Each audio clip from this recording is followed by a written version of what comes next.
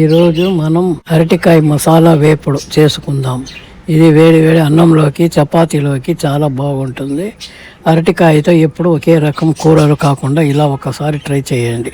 ముందుగా 2 medium size అరటికాయలు బాగా కడిగి రౌండ్ షేప్లో కట్ చేసుకోవాలి.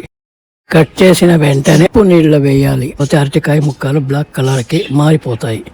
ఇప్పుడు మసాలా కోసం ఒక మీడియం సైజు టమోటా, ఒక మీడియం సైజు ఉల్లిపాయ, ఒక చేతి నిండా కొత్తిమీర, అర అంగుళం దాల్చిన చెక్క, 2 లవంగాలు, 5 నుంచి 6 పచ్చిమిర్చి, ఒక కొబ్బరి ముక్క తీసుకోవాలి.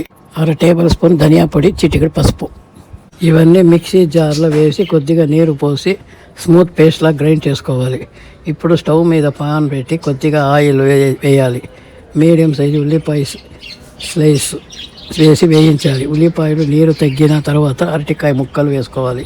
ఇందులో గుప్పడి కరివేపాకు వేసుకోవాలి. తర్వాత గ్రైండ్ చేసిన మసాలా పేస్ట్ వేసి బాగా కలపాలి. మిక్సీ జార్లో మిగిలిన మసాలా నీళ్లు కూడా వేసుకోవాలి. సుమారు 1/2 గ్లాస్ నీరు సరిపోతుంది. ఇప్పుడు మూత పెట్టి లో ఫ్లేమ్లో 5 నుంచి 6 నిమిషాలు ఉడికించాలి. మధ్యలో ఒకసారి చూసి డ్రైగా అనిపిస్తే కొద్దిగా నీరు చల్లాలి. మళ్ళీ మూత పెట్టి మరో 6 నిమిషాలు సన్న మంటలా ఉడికించాలి. అరటికాయ బాగా ఉడికిన తర్వాత కొత్తిమీర వేసి కలపాలి.